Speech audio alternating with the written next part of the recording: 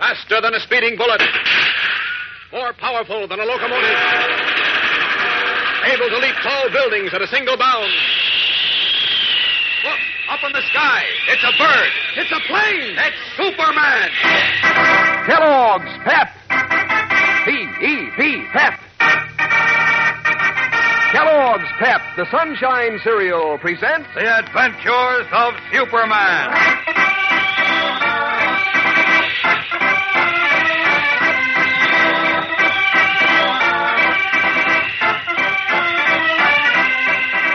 Today, with Clark Kent's admonition to remain at the Daily Planet gone unheeded, Perry White and Jimmy Olsen have fallen into the hands of enemies, the hooded mobsters of the Clan of the Fiery Cross.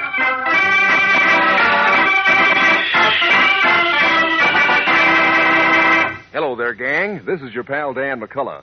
Say, if you want a breakfast treat that is a treat, latch onto a dish of Kellogg's Pep tomorrow morning. There's a dish that'll make your appetite sit up and take notice, believe me. Each tender whole wheat flake is crisp and golden. Good as gold to taste, too. Why, Kellogg's Pep is called the Sunshine Cereal. It's loaded to the brim with sunshine flavor, a breezy sort of flavor that brings every spoonful right back for another. And just ask Mom about how Kellogg's Pep stacks up for nutrition. She knows you get solid whole wheat nourishment and more. Add it all up, gang, and you'll get a big total of reasons why Kellogg's Pep will make a real hit with you. See if you don't go for Pep in such a big way that almost before you know it, you've finished off every last spoonful in your bowl, which is a particularly smart idea nowadays when we're sending the cereal grains to help give good nourishment to fellows and girls across the seas. Nobody wants to waste cereal. So when Mom brings Kellogg's Pep home from the grocer's, make sure that you pour it out carefully and eat up every bit you pour out.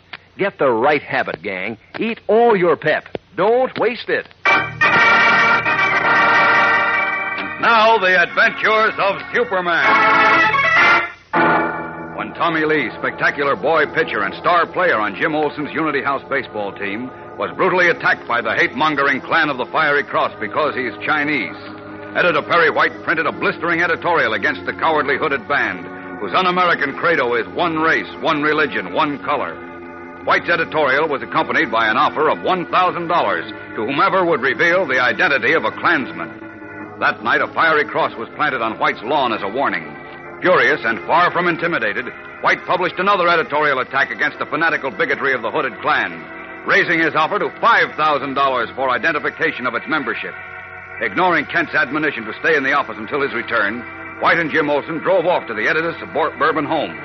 En route, they are forced to stop by a large truck, which, as our story continues now, is disgorging some 20 men, all garbed in long sheets and slitted hoods, who mutter angrily as they rush toward White and Jim. Holy smokes. Look, Chief, There's the Clan of the Fiery Cross. Come on, boys. You know what to do. You bet we do. Quick, Chief. Stop the car. Maybe we can get away. No, Jim, it's too late. Take your hands off me, you. Hey, let go. Let him have it, Joe. Good work. Why, you dirty rat, just let me get my hands Look at him, too, Joe. Fast. No. Nice going. All right, boys. Pick him up and toss him into the truck. Mike, you drive their car. Follow us. Let's go. Throwing the unconscious Jimmy Olsen and Perry White into their truck, the robed and hooded Klansmen leap in after them, and a moment later roar away. Meanwhile, in his guise of Clark Kent, Superman has returned to the Daily Planet. Failing to find White and Jimmy, he has entered Lois Lane's office where the girl reporter is typing a story. Listen, Lois, did you see Just the... a moment, Clark. I'm finishing a story on Dr. Lee. What? You know, Tommy Lee's father. Well, all right, that's fine, but will you please stop typing a moment and listen to me? This is important. Okay. There. Now, what's on your mind? Have you seen the Chief and Jimmy? Yes, I saw them about, half an hour ago when I got back to the office. They were just leaving. Leaving for where? For the Chief's house. Why? Oh, of all the stubborn... I told him not to leave the office without me. You told whom? The Chief. Do you mind if I use your phone? Well, of course not. Look, what's all the excitement about? What do you mean? Don't you know about the cross being burned on the Chief's lawn last night? And Poco getting beaten up? Of course I know about it, but has something else happened now? I don't know. I hope not.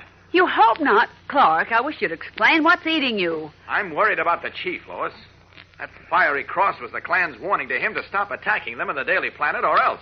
You know that, don't you? Oh, sure, but they were just bluffing. Bluffing? Well, you know they wouldn't dare do anything to an important man like the editor of the Daily Planet. Oh, that's what you think.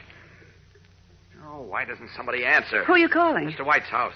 Well, poor Poco can't answer. He's in bed, under a doctor's care. Oh, I know, but the nurse, Miss Adams, is there. Oh, wait a minute. Here she is now. Hello, Miss Adams. This is Clark Kent. Yes, did Mr. White and Jim Olsen get there yet? They didn't. Well, Yes, I know you're expecting them.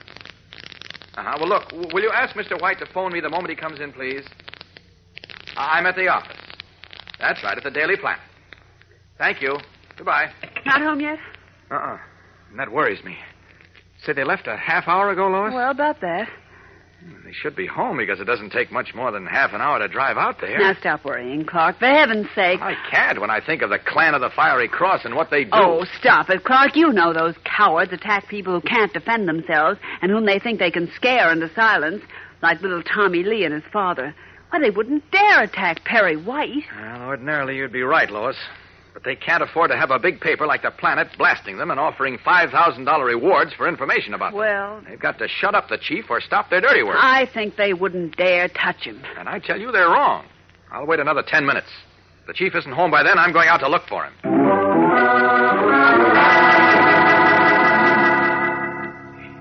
For heaven's sake, who are you calling now, Clark? White's house. The 10 minutes are up. Goodness, I never knew you were such a worrier. Look, I've had too much experience with these fanatical hate-mongers not to worry, Lois. Oh, hello, Miss Adams. This is Clark Kent again. Did Mr. White and Jim Olsen get there yet? Oh, they haven't. Well, did you hear from them at all? I see. No other message. All right, thank you. Goodbye. Still not home? No. I'll see you later. Lois. Wait a minute. Where are you going? Look for the chief and Jimmy. I've got a hunch they're in trouble. Now you've got me worried. I'll go with you. No, I can work faster alone. Don't be silly. How can you? You'd be surprised. So long. Hurrying to the deserted storeroom, Kent strips off his business suit, revealing the blue costume and red cape of Superman. Swiftly, he opens the window. Out. Up. And away!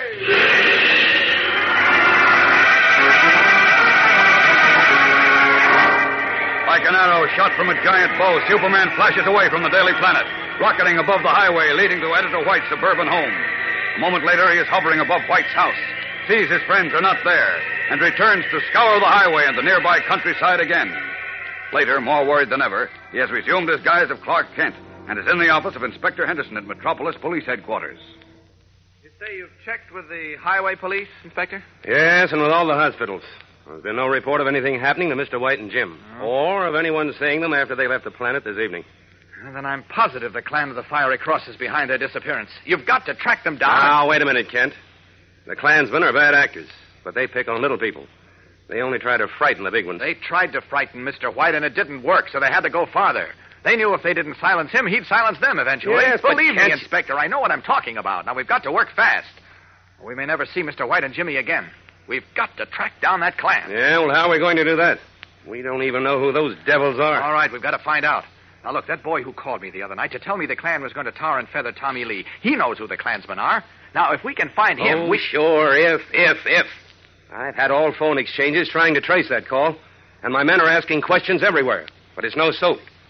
Trouble is, we haven't got a description of the boy. I know. Oh, just a minute. That's my phone. Hello? Oh, yes, Haley. What? You have, huh? Oh, that's fine. Well, where are you? 3rd and Main? Right. We'll be right out. That was Healy, Kent. Yes? He's picked up a boy he thinks might be the one who phoned you the other night. Wonderful. Let's go. We'll return in a moment for the tense climax of today's episode. So stand by. Say, gang, you probably remember from school about the pyramids, one of the wonders of ancient Egypt. Well, this week, we've dressed up a pyramid into a wonder of a breakfast dish. It's a pep pyramid, this week's pep dish of the week. Try it tomorrow and see if it doesn't make history with your morning appetite. First, pile your serving of Kellogg's Pep, the Sunshine cereal, in your bowl in the shape of a pyramid. Around the base, scatter juicy red raspberries or some other fruit. Top with milk and sugar. And that's it, gang. A Pep Pyramid. A breakfast combination that stars Kellogg's Pep and its sunshine flavor. Yes, sir, that sunny golden toasted flavor sure does rise and shine. Pep's tender crispness sure does a thing or two for your appetite, too. Fact is, Kellogg's Pep is always so terrific, you keep right on eating down to the last full wheat flake in your bowl.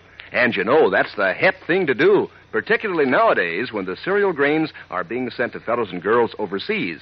So, gang, when Mom brings Kellogg's Pep home from the grocer's, make sure there's no waste at your house. If you pour your own Pep, pour it carefully and finish off every bit you pour out. Remember, eat all your Pep. Don't waste it. Clark Kent and Inspector Henderson have just arrived at 3rd and Main Streets, where Sergeant Healy reported picking up a boy who might be the mysterious youngster who had telephoned Kent the night the clan of the Fiery Cross attacked young Tommy Lee. Where's the boy, Healy? I let him go, Inspector. What? You let him go? Yeah, I called you back, but you'd already left. This kid was acting suspiciously 2 nights ago when the Lee boy was grabbed by the Klan. Also, we made a phone call from a pool room to someone, he wouldn't say who, about the time Mr. Kent got the call. Yeah? But when I checked back on my notes, I saw where Mr. Kent had said the kid who phoned him didn't have any accent. No, he didn't. Well, this kid had a southern accent. Uh-oh. Well, it might have been a phony one. It wasn't. I made sure. I checked with people around here who knew him and his folks. They're from the South, all right. Well, I guess that's that, Kent. Not on your life, Inspector. We've still got to find a lead to the Klan because I'm sure they've got Jim and Mr. White. I'm afraid that unless we get to them quickly, it'll be too late. Clark Kent's fear is well-founded, for at this moment in the Klan's hideout high in the craggy hills above Metropolis, Jimmy and White sit in a small, dark cave, their hands bound tightly behind them with wire. Outside the cave entrance, 2 ghostly figures in robes and hoods keep watch. Other hooded figures stand guard elsewhere in the moonlit glade.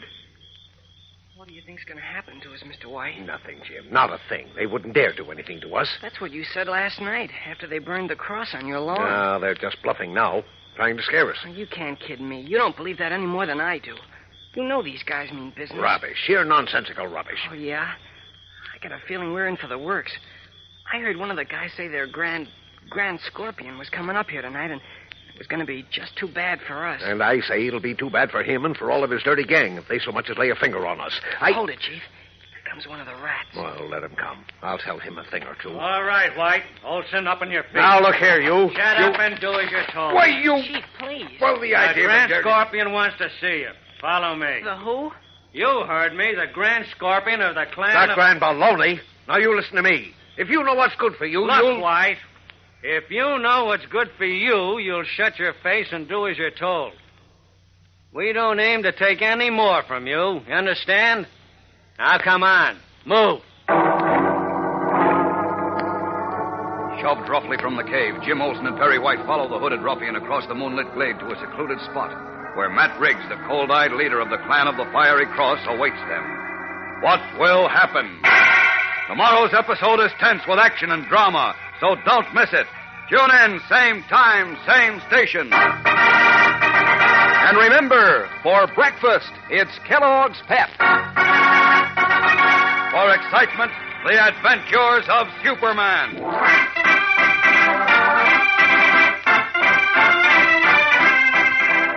Superman is a copyrighted feature appearing in Superman DC comic magazines and is brought to you Monday through Friday at the same time by Kellogg's Pep, the Sunshine Cereal.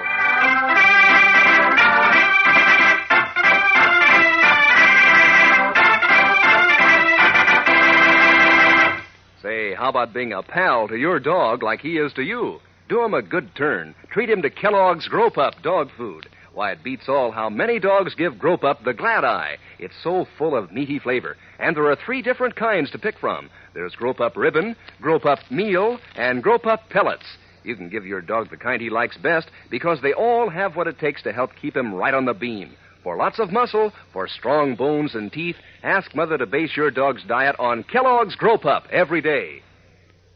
And be sure to be with us tomorrow for the thrilling adventures of Superman. This is the Mutual Broadcasting System.